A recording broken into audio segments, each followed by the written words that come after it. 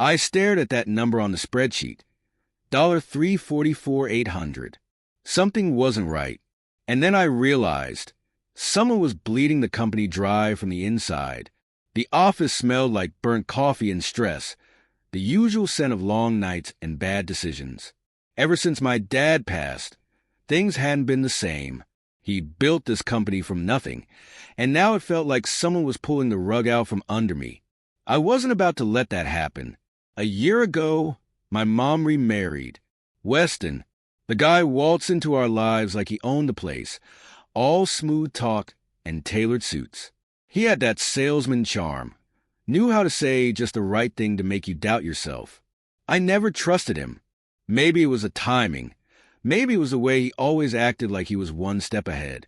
Or maybe it was the fact that he married my mom barely 6 months after we buried my dad. I wanted to believe she was just trying to move on, to find some comfort. But Weston wasn't just some rebound. He had a plan. I should have known when he started showing up at board meetings, offering advice like he had any business running a company he didn't build. My mom, bless her heart, thought he was a genius. Said he had fresh ideas. Next thing I knew, he had a seat at the table. A few months later, he was handling the company's finances. Now, here I was, staring at a spreadsheet that didn't add up.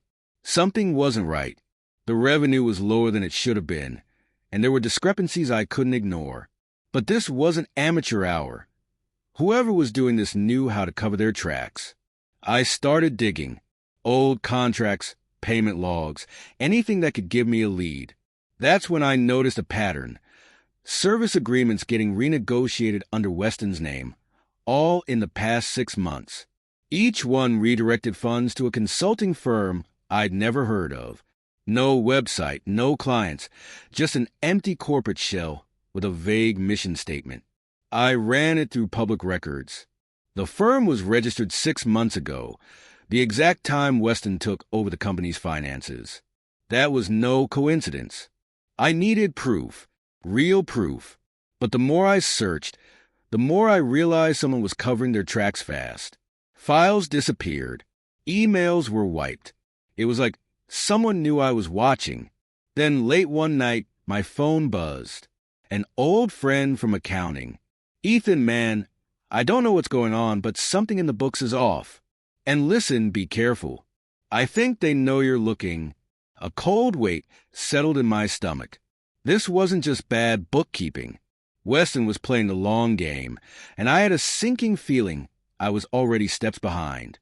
Weston barged into my office, his face flushed red. "What are you doing with those reports?" I smiled, leaning back in my chair. "Just checking where the missing third of a million went." He slammed the door shut behind him, his usual smooth act slipping for the first time. The confident, silver-tongued salesman was gone. Now, he just looked pissed and nervous, his jaw clenched. "You have no idea what you're talking about." I tapped my pen against the desk, letting the silence stretch. Weston was used to being in control, always 2 steps ahead. But this time, I wasn't backing down. He stepped closer, the scent of expensive cologne, and stress thick in the air. "You're sabotaging the company. This paranoia of yours is dangerous. Maybe you should step back before you embarrass yourself." There it was, his first real move. Not denial, control. He wasn't trying to explain himself. He was laying the groundwork to push me out. I kept my voice casual. "Step back?" Funny, because the board might want to hear about these revised contracts before I go anywhere. His expression darkened. "You don't want to do this, Ethan." I did, and he knew it. By the time he stormed out, I already had a plan forming. Weston wasn't just skimming money. He was playing a long game. There was something bigger coming. I just had to figure out what. The next morning, my mom called. Her voice was careful, like she was choosing every word. "Ethan, we need to talk. Over dinner. Just the 3 of us." Right. Because nothing said family bonding like sitting across from the man trying to squeeze me out of my own company. Dinner was at their house, the place my dad built. It felt different now, like Weston had carved out every piece of him and replaced it with something polished and fake. Weston played the perfect host, pouring drinks, cracking jokes, like my little investigation hadn't rattled him. My mom sat stiffly, eyes darting between us. Halfway through the meal, Weston leaned back, swirling his wine. "Ethan, I know things have been tense, but your mother and I were thinking, maybe it's time for you to take a break. Focus on yourself." My fork hit the plate, the sound loud in the quiet room. A break? From the company I've worked at since I was 17. My mom reached for my hand. "Sweetheart, Weston just wants what's best for the company. For all of us. Maybe some time away would help." There it was. My own mother was siding with him. I let out a low chuckle. "Wow, that was fast. Tell me, Weston, was this your idea, or did you just convince her that I'm the problem?" His smile was all polished edges, but his eyes were sharp. "Ethan, don't be dramatic. We're looking out for you." I pushed my chair back. "Yeah? Well, I'm looking out for Dad's company, and I'm not going anywhere." Weston's jaw twitched, but he didn't push further. Not yet. I walked out that night knowing one thing. He wasn't done. He was going to come after me another way. I just had to figure out how soon. The next morning, my phone buzzed. It was my mom. "Ethan, please just apologize. Weston says you're making trouble. Can't you just let him lead?" I stared at the screen, my stomach twisting. It wasn't even a question. It was a plea. Like I was the one causing problems. Like I was the outsider in my own family. Weston had worked fast. Less than 24 hours since that disaster of a dinner, and he'd already turned my mom against me. Or maybe she'd never really been on my side.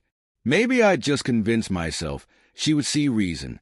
I didn't answer. There was nothing left to say. Instead, I went to the only person I knew I could trust, my sister, Madison, the company's attorney. She picked the spot, an old-school diner on the outskirts of town. Red vinyl booths, greasy burgers, and a waitress who looked like she'd been there since the place opened. Madison was already in a corner booth, legal pad in front of her, flipping through paperwork like she was prepping for trial. Knowing her, she probably was. She glanced up as I slid in. "How bad?" I sighed. "Mom wants me to step aside. Thinks Weston should run the company." Her grip tightened on the pen. "Not happening." That was Madison. No panic, no drama. Just solutions. I leaned in. "Weston's got a plan. He's not just skimming. He's setting something up. I need to know what." She flipped a page. "I think I found it." My stomach nodded. If Madison said she had something, she had something. She pushed a document across the table. "Weston's been revising contract for months. Look at this." 2 versions of the same contract, one before the board approved it, one after. The changes aren't just financial. They shift company control. If this goes through, he won't just have influence. He'll own it. A slow burn spread in my chest. This wasn't just about money. This was a full takeover. And my own mother was handing it to him. I clenched my jaw. "How long do we have?" Madison tapped the document. 3 weeks. That's when the final approvals go through. If we don't stop it before then, it's game over. 3 weeks. That was all I had to tear down whatever Weston was building. One thing was clear. He wasn't just after the company. He wanted everything. And he was closer than ever to getting it. 2 days later, I found myself sitting across from Madison again, this time in a different cafe, one that actually served decent coffee. The place had that small-town charm. Checkered floors, old wooden booths, a waitress who called everyone Han. The air smelled like fresh espresso and burnt toast, but I barely noticed. Madison spread a stack of documents on the table between us, her expression sharp. "Ethan, this isn't just fraud. It's a pattern. Every company he's touched. Gone within 3 years." My fingers tightened around the cup in my hands. That sinking feeling in my gut, It had just turned into a full-blown anchor. I leaned forward, scanning the papers. Madison had spent the last 48 hours digging deeper, and what she found was worse than either of us had expected. Weston wasn't just a thief. He was a predator. Madison had traced his history through financial records, corporate filings, even divorce settlements. It was the same playbook every time. He'd marry into a company, slowly take control under the guise of helping out, then bleed it dry.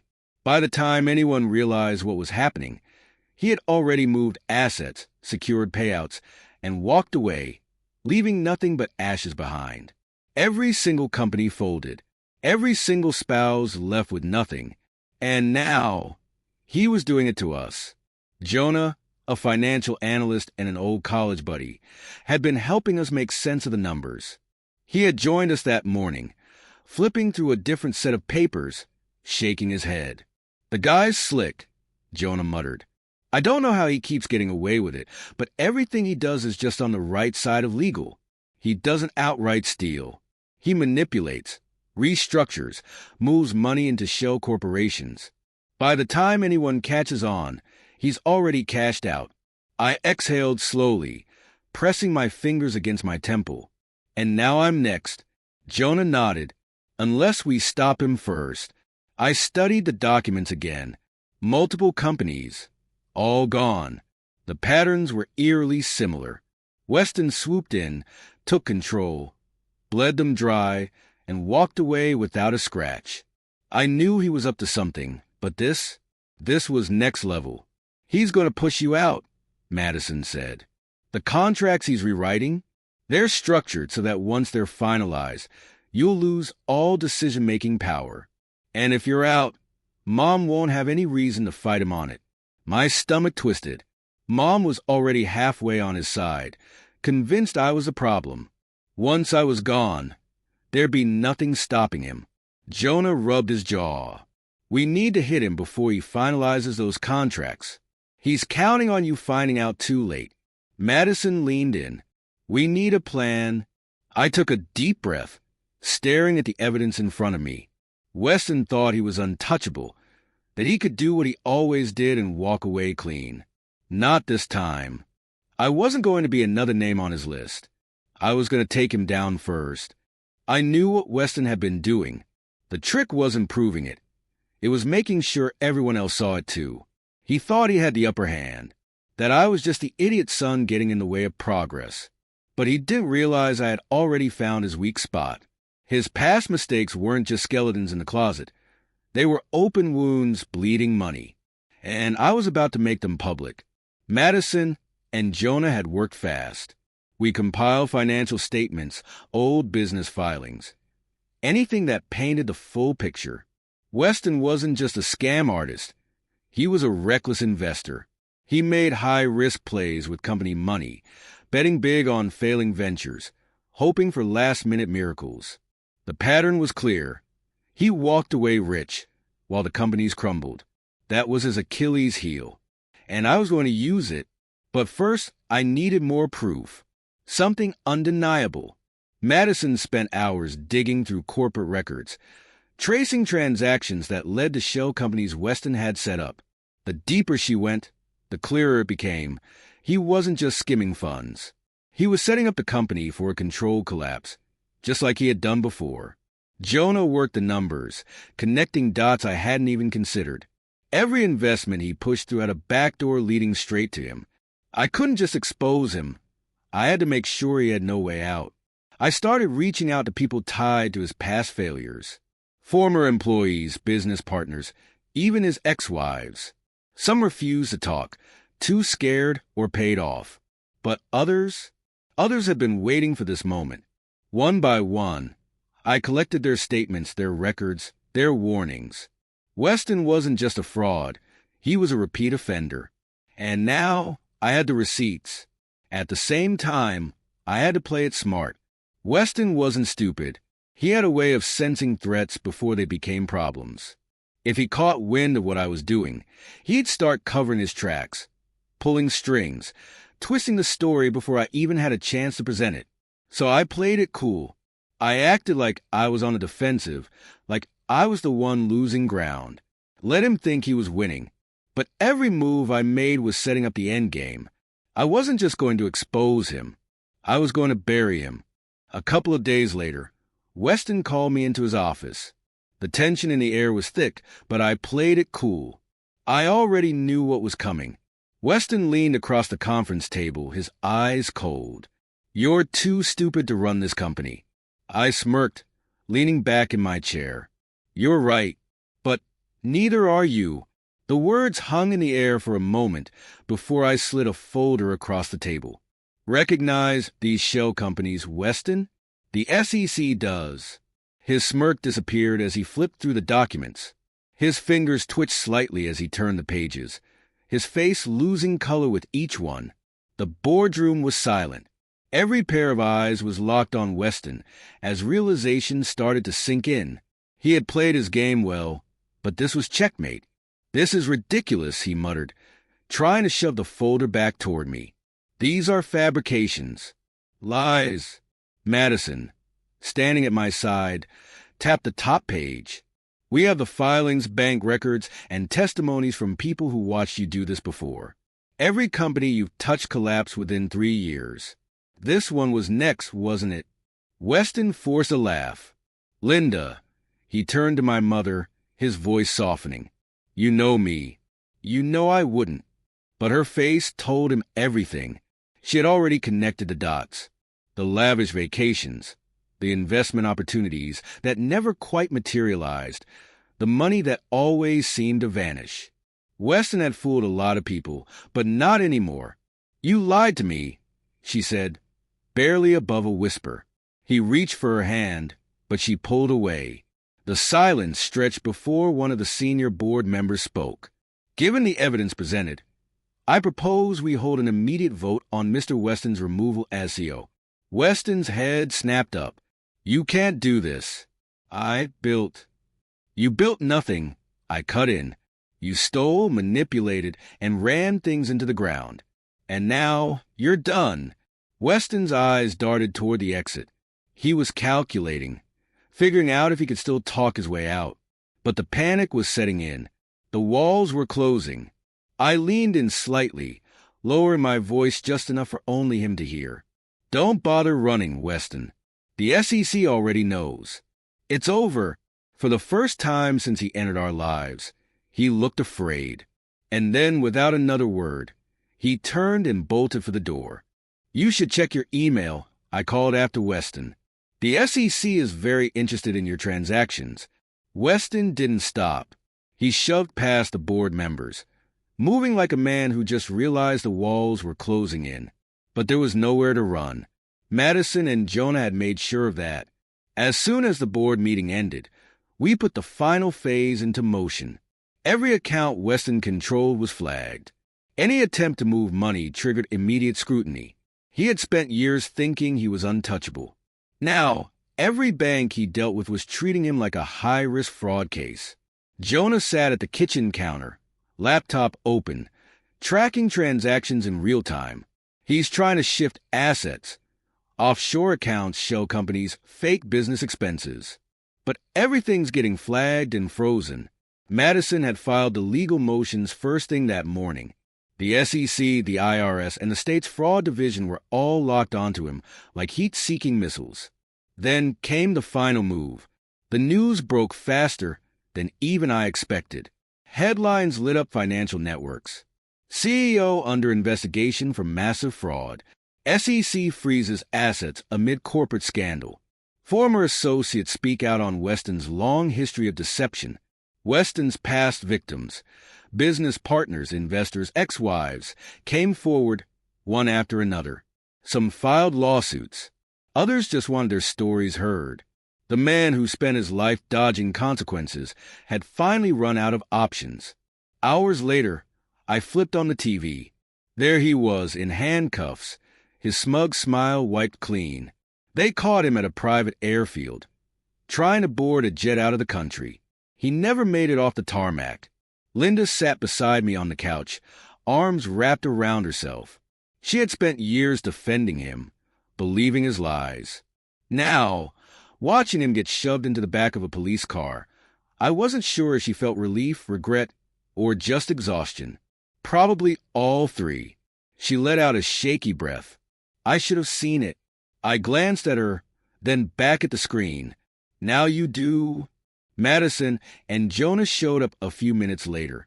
Madison tossed a bottle of champagne onto the table. I'd say this calls for a toast. Jonah grinned, shaking his head. To Weston's early retirement. I exhaled, finally letting my shoulders drop. It wasn't just about taking Weston down. It was about setting things right, about making sure no one else would fall into his trap again. We clinked our glasses together, the sound crisp and final. Weston was finished, and for the first time in years, I felt like the future actually belonged to me. I stood in my father's office, staring at his old desk. We did it, Dad. The leather chair still had the same worn-out creases from the nights he spent working late, running this company with integrity. Everything Weston had tried to destroy, we had salvaged. But this wasn't just about saving the company. It was about restoring what my father built, his legacy. Madison had been relentless. After Weston's arrest, she spearheaded a legal initiative to support the victims he had scammed over the years. The program helped former employees, partners, and investors rebuild what Weston had stolen from them. She didn't just want to see him behind bars. She wanted to make sure no one else suffered the way we almost did. Jonah, ever the numbers guy, worked with the board to restructure the company's finances. The shell corporations were dismantled, fraudulent contracts voided. Every single deal Weston made that put the company at risk had been unraveled, piece by piece. We weren't just fixing the damage. We were making sure it could never happen again. Linda had taken longer to process everything. It wasn't easy realizing the man she trusted had been lying to her all along. But for the first time in years, I saw glimpses of my mother before Weston. She had started sitting in on meetings, reconnecting with the people who had been there since my father's days. Maybe she was trying to make amends, or maybe she just needed something real to hold on to again. Either way, she was finally seeing the truth. I leaned back in the chair, running my hand over the desk's polished wood. A framed picture of my father and me sat on the corner, taken when I was still just a kid who thought boardrooms were boring and paperwork was some kind of torture. Funny how things change. Jonah leaned against the doorframe, smirking. You know, I don't think your dad ever imagined you'd actually end up sitting there. I let out a breath, shaking my head. Me neither. Madison appeared beside him, arms crossed. Well, if you're keeping the chair, try not to screw it up. I laughed, but there was weight behind her words. This wasn't just about keeping the company running. It was about honoring the kind of man my father was. Someone who built things, not just for himself, but for others. I sat forward, bracing my elbows on the desk. All right, let's get to work, because this wasn't just about saving what was left. It was about building something better.